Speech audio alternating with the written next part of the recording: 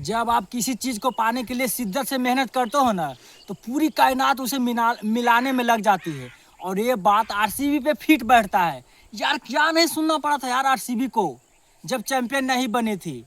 अब RCB royal challenge Bangalore नहीं, royal champion Bangalore है। इस साल तो आरसीबी खेलबे करेगी, लेकिन अपने टाइटल्स को डिफेंड करने के लिए उतरेगी। डिफेंडिंग चैंपियन है आरसीबी यार। ये जो मतलब चैंपियन वाला जो है ना बात सुनने के लिए ना आरसीबी एकदम तरस गई थी। क्या नहीं कुछ सुनना पड़ा था यार, हर साल ताना सुनना पड़ता था कि यार इस साल तो मतलब आरसीबी नहीं जीतेगी, इस साल के अगले जन्म में आरसीबी नहीं जीतेगी। ये सब मतलब सोशल मीडिया पे अफवाहें फैलती थी। उस तरीके का मतलब टीम थी पूरा एकदम। मतलब अगर टीम आरसीबी को उतारा जाता था तो किसी सीजन में बैटिंग बढ़िया हो जाता था, तो किसी सीजन में मतलब बॉलिंग खराब हो जाता था। अगर किसी सीजन में बॉलिंग बढ़िया होता था, किसी सीजन में बैटिंग खराब हो जाता था। उस हिसाब से मतलब सबका मानना था कि आरसीबी चैंपियन बनवे नहीं करेगी। लेकिन वहाँ पे विराट कोहली कौन खेल रहे थे? विराट कोहली एकमात्र, मतलब विराट कोहली एकमात्र बंदा है ना जो किसी टीम के लिए 18 सालों तक खेल रहा है, समझ। अब वो 19वां साल खेलेगा यार, 19वां साल विराट कोहली अपने मतलब आरसीबी के लिए।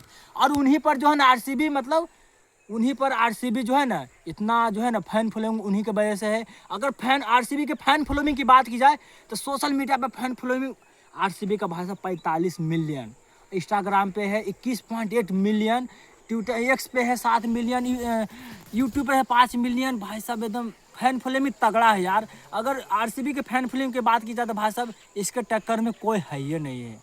हर साल आरसीबी उतरती थी तो एक उम्मीद लेके उतरती थी कि यार इस साल तो हम मतलब चैंपियन बनेंगे, लेकिन नहीं हो पाता था। फिर भी आरसीबी फैंस मतलब टूटते नहीं थे, फिर सपोर्ट करते थे दिल से। लेकिन 17 सालों के बाद फाइनली आरसीबी ने ट्रॉफी उठाई। फाइनली आरसीबी ने मतलब एक ट्रॉफी आने की आईपीएल की अमृत चखी। विराट कोहली का सपना पूरा हुआ, आरसीबी फैंस का सपना पूरा हुआ, आरसीबी मैनेजमेंट का सपना पूरा हुआ। उस हिसाब से अब तो खबरें आ रही है कि आरसीबी टीम बिक भी गई यार, समझ सकते हैं ना। आरसीबी टीम बिक गई। एक समय आरसीबी को मतलब कुछ नहीं थी यार। आरसीबी 4.5 करोड़ था ब्रांड वैल्यू, आरसीबी का 4.5 करोड़ था एक समय की मैं बात कर रहा हूँ। लेकिन अब आरसीबी का ब्रांड वैल्यू सबसे ज़्यादा है। आईपीएल टीमों की सबसे नंबर 1 टीम है आरसीबी।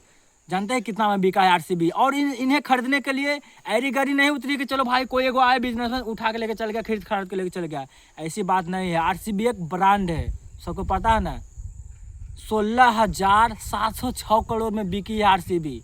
और जो 4 ग्रुप्स उतरी है इनको खरीदने के लिए, Aditya Birla group, times of India groups, voltage और वेंचुरस, 4 ग्रुप को उतरना पड़ा तब जाके आरसीबी खरीदाई है, समझ सकते हैं ना। अगर 2026 आईपीएल में वो टीम उतरी है तो ऐसा बात नहीं है कि टाइटल नहीं जीत सकती यार। अपने टाइटल को डिफेंड कर सकती है, डिफेंडिंग चैंपियन है। रजत पाटीदार कैप्टनसी है।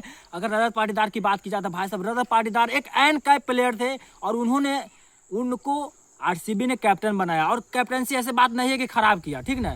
कैप्टनसी बहुत ही लाजवाब किया। 2 सीजन कैप्टनसी करने को मिला। पहला सीजन फ्लॉप गए, उसके बाद दूसरे सीजन में भाई साहब फाइनल तक लेके गए ही नहीं, चैंपियन बना दिया आरसीबी को यार। अब आप जब रजत पाटीदार को देखोगे तो भाई साहब लंबे लंबे बाल किए हुए हैं।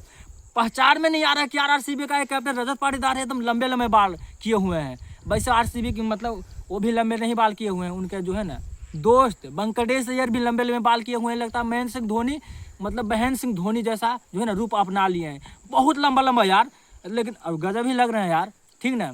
हमको लगता है कि जब 7 में हमारा जो है ना भारत चैंपियन बना था, T20 वर्ल्ड कप उठाया था, तो वहाँ पे महेंद्र सिंह धोनी का बाल देखे थे?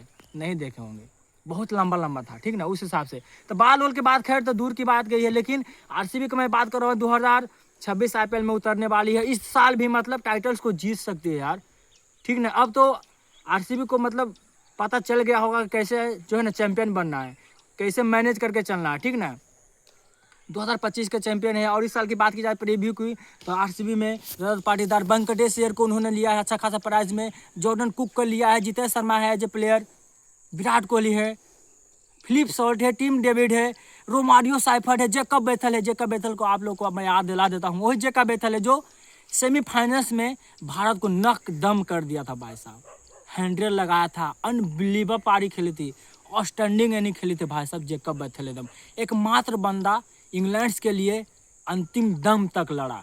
और जब वो मतलब क्रीज पे डटा हुआ था तो भारत को मतलब थोड़ी देर के लिए तो चिंता का विषय हो गया था कि अरे बंदा ये रह गया तो भाई साहब मैच निकाल लेगा। उस हिसाब से 200 प्लस का जो है ना टारगेट चेस कर रही थी वहाँ पे इंग्लैंड से, लेकिन वहाँ पे सभी प्लेयर ध्वस्त हो गया था, रीढ़ की हड्डी टूट गई थी यहाँ पे इंग्लैंड को। लेकिन वहाँ पे वन मैन आर्मी जैसा बंदा खेला जेकब बैथल, सेंचुरी लगाया भाई साहब, और एकदम अकेले दम पे जो है ना सेंचुरी लगाई। और भले ही मतलब इंग्लैंड हार गया हो लेकिन दिल जीता है वही जेकब बैथल है, आरसीबी टीम में है। अगर जेकब बैथल को मतलब आरसीबी चाहेगी तो ओपनिंग भी भेज सकती है, आरसीबी चाहेगी तो उनको 3 या 4 पे भेज सकती है उस हिसाब से। रोमारियो सेफर्ड, एस दयाल की बात की जाए तो एस दयाल इस सीजन 2026 का सीजन मिस करने वाले हैं, नहीं खेलने वाले हैं, पर्सनल रीजन से।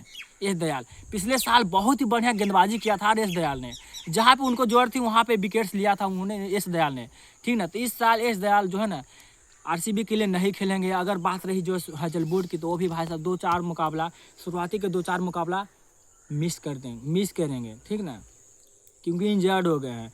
अगर रही बात आरसीबी मैच की तो भाई साहब पहले ही मैच में RCB vs Hyderabad opening encounters में ब्लॉकबस्टर में भिड़ने वाला है 28 मार्च में। ज़्यादा दिन नहीं बचा हुआ, बस 2 या 3 दिन का काउंटडाउन बचा हुआ, इसके बाद 2 महीने का त्यौहार शुरू हो जाएगा ना, 2 महीने का त्यौहार शुरू हो जाएगा, ठीक ना।